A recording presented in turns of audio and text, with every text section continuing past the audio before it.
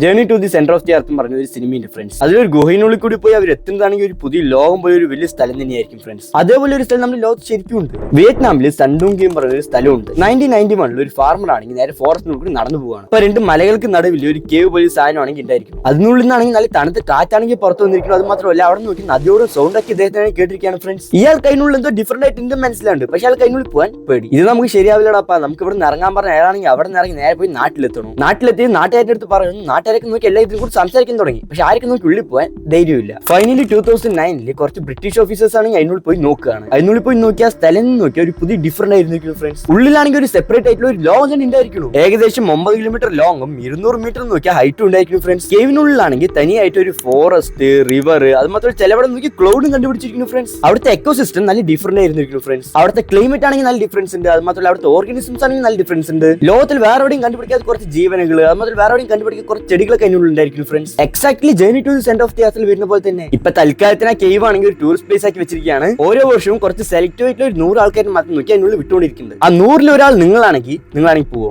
Just ഒന്ന് comment അയക്കുക.